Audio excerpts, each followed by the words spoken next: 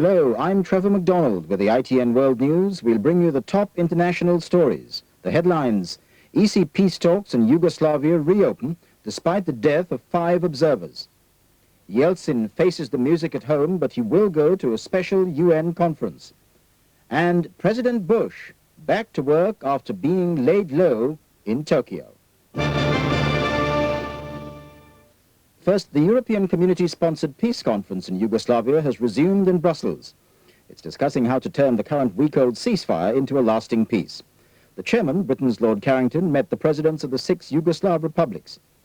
In the latest political development inside Yugoslavia, Serbs in Bosnia-Herzegovina declared their own republic in protest to the decision by Bosnia's Croats and Muslims to seek recognition from the European community.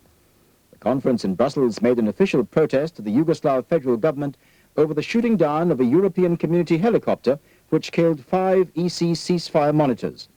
Lord Carrington told reporters, "We must hope for the best. I think the atmosphere has changed a bit." Lord Carrington's remarks came as funeral services were being held for the 5 European community ceasefire monitors. The shooting down of their helicopter was carried out by a Federal Air Force fighter, and the official line from the Federal Forces is that there was a lack of communication between ground controllers and the pilot. However, it's emerged that there may be an ideological split in the Federal Forces, those who are still pressing for a greater Serbia and those who will settle for a loose confederation of independent states. Defense Minister Veljko Kadajevic has resigned over the incident and is seen by the European Commission as a moderate victim of the split in the armed forces. Ante Babic, who heads the Croatian Information Ministry, says the country has very few choices at the moment. So there are 2 possibilities. One is that his resignation will finally mean an end to any aspiration of the army to recreate Yugoslavia. And the other one is that the Serbian faction will now, if it's not stopped, show even more aggression to create a greater Serbia. Despite the problems, the United Nations has confirmed that it will send an advance party of its own observers to Croatia to pave the way for an eventual 10,000-strong peacekeeping force. The Russian President Boris Yeltsin will attend a special United Nations Security Council meeting at the end of the month to take the seat formerly held by the Soviet Union. The session was proposed by Western countries with the support of all 15 council members. The meeting will give Mr. Yeltsin a place on the world stage and a chance to reaffirm his commitment to work through the United Nations on key international issues. The British Overseas Development Minister Linda Chalker is flying to St. Petersburg, formerly Leningrad, to try to prevent further delays in the distribution of Western food aid. Russian officials have now released a shipment of British beef, which they had held up, thinking it might be diseased. The president has flatly rejected Ukraine's claim to inherit the Black Sea naval fleet in the carve-up of the armed forces of the former Soviet Union. And he's been visiting the Russian provinces to try to minimize protests over the increase in food prices. Boris Yeltsin's first trip outside Moscow since the food price rises hasn't been easy. Here in Saratov, over 400 miles from the capital, he was heckled by angry shoppers when he came to see the bare shelves for himself. He says things will get better in 6 to 8 months, and said the reforms should have been put through years ago. His credibility is staked on the reforms, though, as he admitted. But he faces other problems that will persist even if economic difficulties are solved. In Saratov, he faced a demonstration from Russians angry at plans to create an autonomous republic for ethnic Germans. With scores of minorities, from Germans to Koreans, living in Russia, it's another sign of how ethnic tension could pull the country to pieces. Yeltsin has promised a republic to be set up close to Saratov and Volgograd. It would be a home for some of the country's 2 million Germans and cover 6,000 square kilometers. And vitally, it would please Germany, which is already coping with an influx of ethnic Germans from Eastern Europe and doesn't want any more. They've pledged £17 million for the scheme. Supporters of the idea point out it would right an old wrong, too. Such a republic used to exist until 1941, when Stalin deported the Volga Germans to Siberia. They're very good workers. They're industrious, entrepreneurial people. And probably they're people that we need now as much as ever in these difficult times of transition of market economy. Though they've been in Russia for centuries, memories of the Second World War are still strong, and and it's hardly surprising the case of the ethnic Germans arouses such passion. Mr. Yeltsin is trying to find a solution that alienates as few people as possible.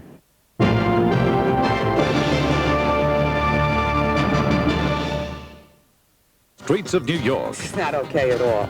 It's normal. It's routine. where you'll probably get booked 13 million tickets are written every year. or be towed away. I don't need this crap. You guys towed in a tow truck? Anything. A congested nightmare. What would you do if an ambulance had to come through this street here? I would pull over if I had the space, but 48 hours of being driven to extremes. That's New York. It's insane. 7:30 Sunday on WIN.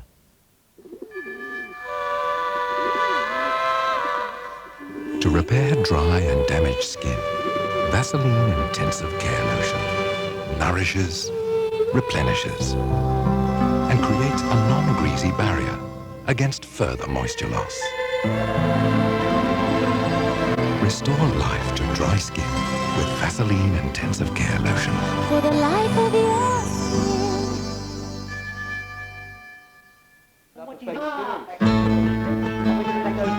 In recent years, too many people have been telling us how to think, who to trust, even what to eat. It hasn't always been the best advice. If regular milk has only 3.8% fat, and milk is the basis of all dairy food, why do they make us feel guilty having it?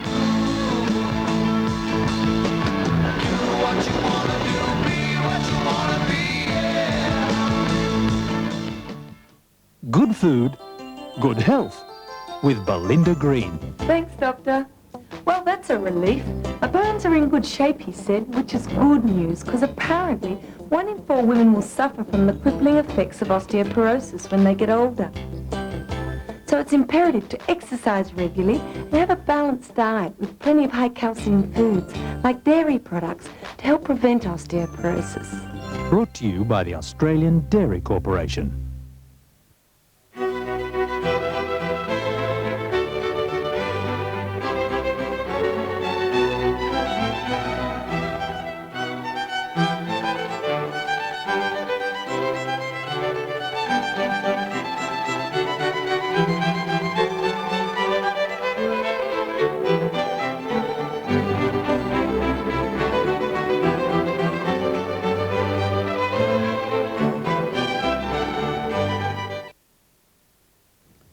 The newly independent Baltic states of Lithuania is discovering that the switch from communism to capitalism does not mean immediate prosperity. Lithuania regained its independence from the Soviet Union last September, half a century after it was annexed by Stalin. But now Lithuanians face massive food prices. There is food for those who can afford it. Many cannot. There is plenty of food available in Lithuania, but only the most affluent can afford to buy it. The meat at this market is brought in directly from the countryside. It's good quality, but for most Lithuanians the prices here are astronomically high. A piece of fatty bacon costs this old-age pensioner almost half her weekly income, she told us. So for the majority there's no choice but to rely on state-owned shops. Potatoes and cabbages are all that's available here today, but at least prices are still regulated by the government. Nonetheless, this old lady can't afford even the smallest cabbage. She hasn't enough money to buy it, but she promises to pay the shortfall later. It's a common problem. This head of cabbage, which would have cost 6 kopecks last year, is now selling at 2 rubles 73. That's like an increase from 6 pence to £2.70. Jurata Valentienia is typical of many young mothers struggling to feed her family. She wants to buy cheese, but there's a report that dairy products are about to double in price, so huge queues have formed in the grocery shop. Jurata pushes her way to the back, and then she prepares for a very long wait. She makes her purchases 1 hour and 40 minutes later. At home, she says nothing has improved in Lithuania since independence. I know we can't go back to the way we were, but the fact is my little girl is anemic.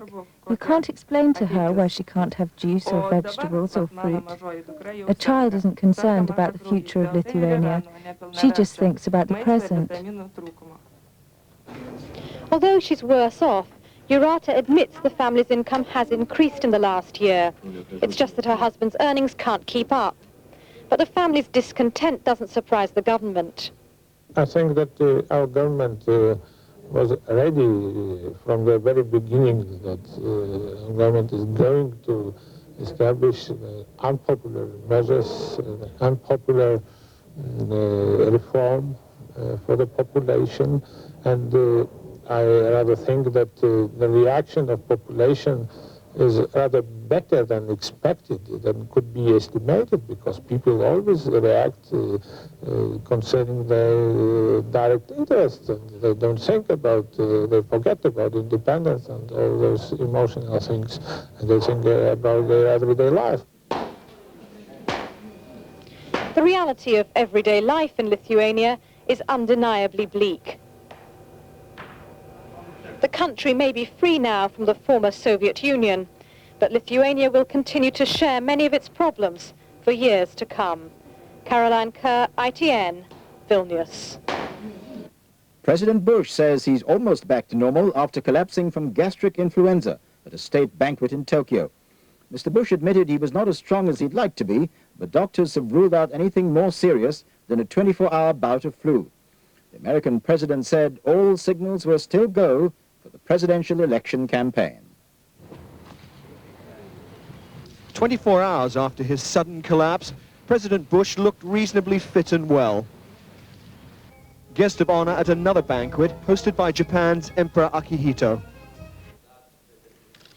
And earlier, at his postponed meeting with Prime Minister Miyazawa, President Bush answered the one question that dominated the day. Mr. President, what can you say to reassure people that you're all right, sir? I feel pretty good. Coming back strong. I've got a 24-hour flu, but I feel pretty good. I had a fair sleep.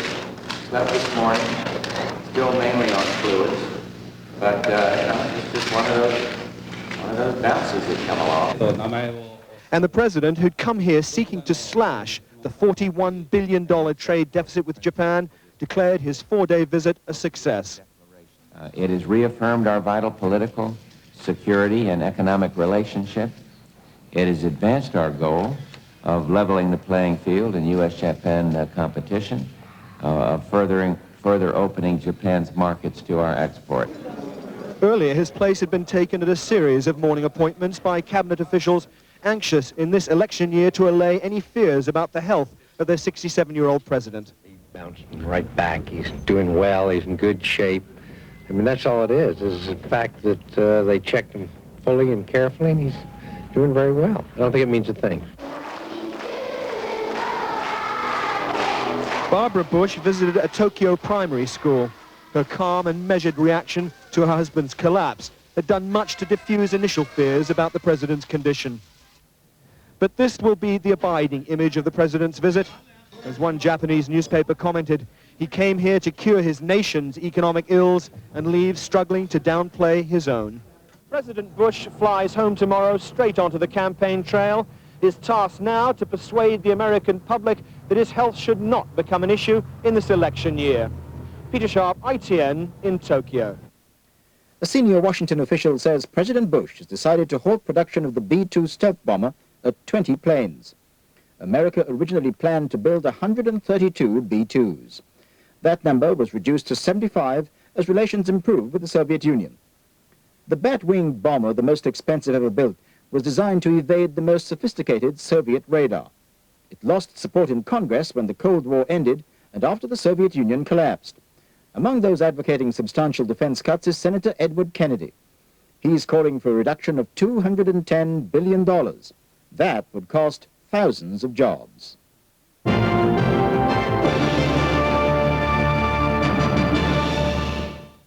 Tonight, 7:30, take a dashing Frenchman and a pinch of playfulness. Oh, you little devil! And you've got the tastiest show on TV. Look at this. Tonight, visit a pasta factory. Create a colourful summer salad. This is quite a rip out of the dish. Pick up some clever kitchen hints. Cut the onion horizontally like that. And tempt your taste buds. You speak French too. With celebrity chef Andrew Gaze. The adult oven is up here. See what's cooking 7:30 tonight. If your old electrical gear is busted, broken, or just plain crook.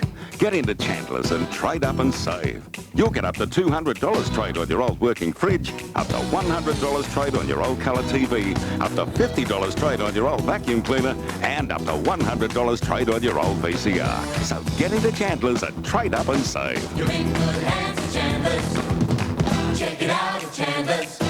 Electric appliance stores. Under manufacturer's instructions, for 7 days, excess stocks of spas, vanity units, shower cubicles, shaving cabinets are to be liquidated with a big 1/3 off selected vanity units. Save up to 40% off spa pools. Tap heads from $1. Yes, $1. Up to 40% off shower cubicles. All excess stocks must be cleared this week regardless of losses. Only at the Marble Effect Bathroomware Factory.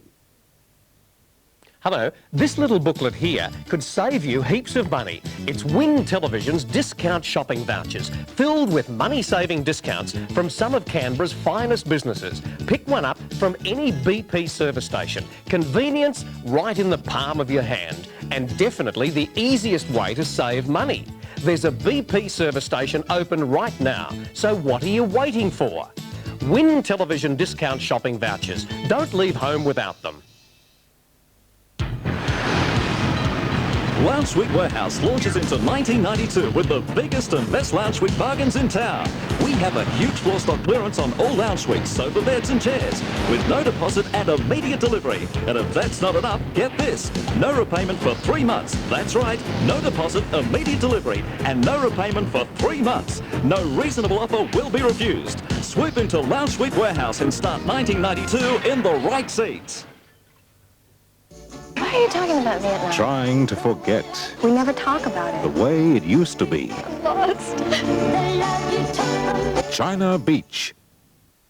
The President of the African National Congress, Nelson Mandela, has told South Africa's black children they must go back to school if they want to have any influence on their country's future. Mr. Mandela was speaking at celebrations to mark the 80th anniversary of the ANC. He admitted that some whites-only schools had started to admit black children, but he said the program needed to be radically expanded. A new term and possibly a new beginning. At Orange Grove, they're making education history. One of 3 previously white state schools opening its doors to all races for the very first time. For over a year, the school stood empty. There simply weren't enough white children to keep it open. Under pressure, the government agreed to mixed classes. Yeah, I'm very happy. At least it will mean good and better education for our children. I really think it's the beginning of a new South Africa. That I really mean that. And I really think we're going to make a great success of this. Though ironically, the only white faces to be seen were teachers. White parents had clearly boycotted this first experiment at full integration. Multiracial means that we shouldn't just have black faces, because South Africa is made up of white faces and black faces, and it's about time we stood side by side. But in their spacious, well-equipped classrooms, these children are the exception. As the bell beckons 1.5 million black youngsters into school for the first time, racial segregation is still the norm. On average, 22% will drop out in the first year. Barely half will still be in school by the age of 13. 4 times more money is spent on white pupils than black. With overcrowding, understaffing and dilapidated schools, teachers struggle to prepare their children for the future. A nation without education is doomed. In Alexandra Township, 70% don't go to school at all. But after years of strikes and boycotts, there's a new mood this term. Student leaders are calling for a return to the classroom, a need to learn. We need a new generation who will be capable of leading this country. Now is their purpose and it's their duty to be educated, so that we should not look for outside people to lead us in a new South Africa.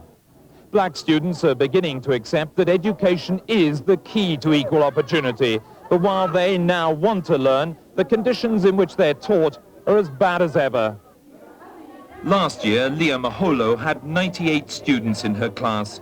This term, she expects well over 100, but with desks, chairs and books for barely 1/3 of that number. They are not getting any education. just bluffing these kids. They're not getting anything at all. The crisis in black education still mars these children's hopes of emerging as the new leaders of South Africa. Cuba says it's captured 3 armed counter-revolutionaries who landed on the island in a dinghy. The official newspaper said they'd been trained in Miami and had confessed to being members of a terrorist organization which operates from U.S. territory. The Interior Ministry statement said the 3 were arrested after they landed at El Jucaro, about 150 kilometers east of Havana. This report is from Ileana Varela of the American television network, CBS. Relatives of the men Cuban authorities claim are terrorists who infiltrated the island rushed to WQBA radio today after hearing news of the arrests. Parents and siblings of 37-year-old Daniel Santovenia and 26-year-old Pedro Alvarez say they have no clue how the men got to Cuba. Last I heard on Friday, the 27th, he had gone fishing, he told me. And he should be back, like Sunday. But other family members knew of no fishing trip, and they don't believe the men went to Cuba to pick up relatives either. More importantly, they say the men did not belong to any militant anti-Castro group. But Cuban authorities claim that Santovenia, Alvarez, and the 3rd Miami man, Eduardo Diaz, were captured after landing in northern Cuba December 29th on a dinghy full of weapons and explosives, allegedly to be used for sabotage. We're asking all the organizations to please help us because we fear for their lives. We're trying to find some way, someone to contact that can help us so nothing will happen. He can be returned. Or at least if he has to serve a sentence, that's fine, but we don't want him killed. While the families continue to wonder what happened, the better-known of the anti-Castro exile groups like Alpha 66 and Brigade 2506 say the men weren't working for them. There are rumors they may have been working for a rather obscure group called the Nationalist Insurrectional Directory. And now a brief roundup of international business news. American Secretary of Commerce Robert Mosbacher has praised the American film giant Kodak for its success in Japan. Speaking at Kodak's Research and Development Center in Yokohama, he said, "There is a lesson here for U.S. companies." The American retailing group Woolworth is to close, sell, or revamp 900 loss-making outlets in the United States. That's nearly 10% of its stores worldwide. But Woolworth said it plans to expand into new areas and will spend about $400 million to open 850 new stores around the world next year. And that's the ITN World News. From all of us here in London, goodbye.